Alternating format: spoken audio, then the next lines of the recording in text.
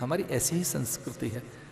हम निर्गुण निराकार उस ब्रह्म को मानने वाले हैं जहां कण कण में है ईसावास से इदम सर्वम यत् किंचित जगत्याम जगत। हम भारत के लोग कहते हैं परमात्मा कण कण में समाया है, मुझ में राम, तुझ में राम, सब में राम समाया। लेकिन हम साकार उपासक भी हैं, इसलिए मेरा गुरु साकार रूप में आया है तो आसन देने लगे गुरु को, ऊंचे से आसन पर बिठाया कि ये मेरा गुरु नहीं परम गुरु है, ये तो परमेष्ठी गुरु है, इसमें सारी परंपरा मुझे दिखाई दे रही है। और भैया गुरु किसे कहते हैं? जिसका कोई गुरु हो। ये याद रखने की बात है।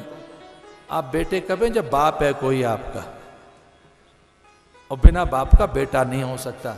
वैसे ही जब बिना बाप के बेटा नहीं हो सकता, तो वैसे बिना गुरु के भी कोई गुरु नहीं हो सकता। गुरु मस्ट हैव गुरु। और जो गुरु ये कहते हैं हमारा तो कोई गुरु ही नहीं है, हम तो अपने आप हैं, तो भैया कहीं थोड़ा सा गड़बड़ है हल्की सी। कोई कहे मेरा बाप ही नहीं था, मैं तो अपने आप ही हो गया। नहीं, गुरु, गुरु माने परंपरा। आपका कोई गुरु होना चाहिए। फिर कौन आपका कोई गुरु है तो परम गुरु भी होगा कोई। अगर आपका कोई गुरु है तो परम गुरु होगा, और परम गुरु है तो परमेष्ठी गुरु भी कोई होगा, और परमेष्ठी गुरु है तो फिर उसका भी कोई गुरु होगा। तो गुरु तत्व का नाम है, विद्या का नाम है, परंपरा का नाम है। नारायण समारंभा अस्मदाचार्य पर्यंताम वंदे गुरु परंपराम। संयोग से मैं और आप बड़े भाग्यशाली हैं। पता है हम कहां बैठे हैं? गुरु के घर में। ये बदरिश गुरु है। आपको क्या लगता है हम भगवान के घर में बैठे हैं? ना, ये गुरु है।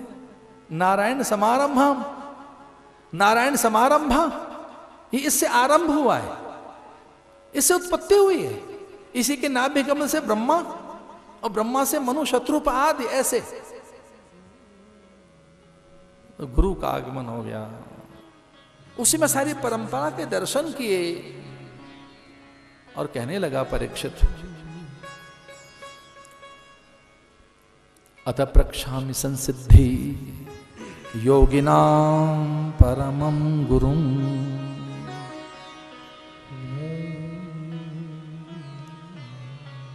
मृत्यु निकट हो तो क्या करना चाहिए है गुरुवर? मृत्यु निकट हो। अच्छा, बहुत प्यासा पहले क्या मांगता है? वस्त्र, आभूषण, आसन ना।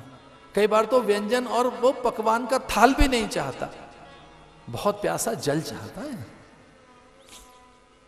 एक बात याद रखना, आपको अपना मेजरमेंट करना हो, कभी आप कौन है, क्या है, कितने हैं, कैसे हो। कभी आपको अपना असेसमेंट करना हो खुद का। कभी किया तो होगा आपने कि मैं लगभग कितना हूं, कैसा हूं, कैसे सपने हैं, कैसी रुचि है, कैसी प्रकृति है, कौन सा मेरा स्वभाव है, मैं किस तरीके का हूं, कितने आने का हूं। कितने आने माने 4 आने के हो, 8 आने के, आधे हो, 4 आने के हो, हाफ हो या ड्यूल हो या हाफ हो या कंप्लीट हो। हमारे गुरु ने कहा असेसमेंट करो एक दिन अपना असेसमेंट तो करो, कितने हो। और ये बहुत बहुत कठिन है असेसमेंट करना। ये गुरु जानते हैं आप कितने आने के हो, कितने हो, पूरे हो कि अधूरे हो। पर एक प्रयोग में आपको बता सकता हूं, असेसमेंट करनी हो अपनी तो एक हल्का सा प्रयोग तो है। आप जानना चाहें आप कितने हैं और कैसे हैं और क्या हैं, आप क्या हैं और कितने और कैसे हो, एक ही असेसमेंट का आधार है। तुम कितने हो? अपनी प्यास जितने हो। तो जैसी प्यास है, जितनी प्यास है, उतने ही आप हैं। किसी प्यास लिए घूमते हो, कौन सी प्यास लिए बैठे हो, तो जो प्यास है वैसा ही पदार्थ फिर आप चाहते हैं। बहुत आसानी से पकड़े जा सकते हैं आप खुद से, अपने को आसान से पहचान सकते हो क्या लिए बैठे हो। अपने सपने देख लो ना, अपनी कामना वासनाओं को पढ़ लो ना। अरे कोई गोल तो बनाया होगा कि ये पाना है, अरे कोई तो लक्ष्य बनाया होगा। और बेचारा सीधा साधा आदमी तो कुछ छोटे मोटी चीजें बनाता है, एक मकान बन जाए, अरे बन गया, बच्चों के विवाह हो जाए, हो गए, एक गाड़ी आ जाए, हो गई, ब्रांडेड हो और बड़ी आ गई, और अब क्या, अब वो हो जो मेरे उनके पास है वो आ जाए। उनके पास जो है वो मेरे पास होना चाहिए, उनके पास जो है। एक चीज याद रखना, आप जैसा इस धरती पर कोई नहीं है, आप जैसा इस धरती पर कोई नहीं है, तो अपने को ही बनाने की कोशिश करना, दूसरे की नकल मत करना, नहीं तो बिगड़ जाओगे। एक बालक मुझसे पूछ रहा था कि आप क्या होना चाहते हैं? विवेकानंद, रामतीर्थ, विनोबा, अरविंदो, क्या बनना चाहते हो? मैंने बालक के भीतर में एक सच्ची बात देखी थी, तो बता भी दी उसे। उसने कहा क्या बनना चाहते हो? मैंने कहा बालक तेरा प्रश्न बड़ा निर्दोष है, तो मैं भी उत्तर भी सही दूंगा। तो आप क्या बनना चाहते हो? मैंने कहा मैं अवधेशानंद बनना चाहता हूं, जो मैं हूं वो होना चाहता हूं, और मेरा मुकाबला किसी और से भी नहीं है, मेरी स्पर्धा किसी और से नहीं है, मेरी स्पर्धा मेरी खुद से है, मेरा मुकाबला खुद से है। आओ एक छोटी सी बात या मेरे साथ बोलो, मेरा मुकाबला खुद से है।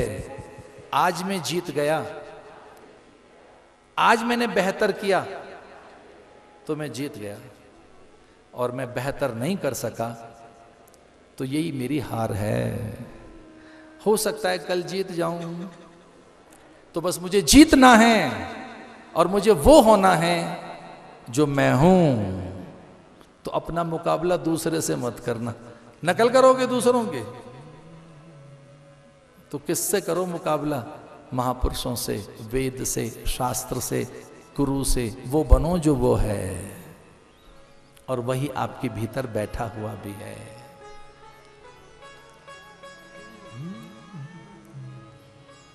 असेसमेंट करो एक दिन अपनी प्यास जितने हो आप, जो आपकी प्यास है। तो किसी दिन अगर अच्छे संत सदगुरु से भेंट हो गई तो फिर आपकी प्यास परमात्मा बन जाएगा, और वही आपके भीतर बैठा है, वही बनना चाहोगे आप, वही आपके भीतर बैठा है। अद प्रक्षामि संसिद्धि योगिनां परमं गुरुं पुरुषस्य यस्य कार्यं म्रियमाणस्य सर्वथा सर्वदा। मरता हुआ आदमी क्या करे?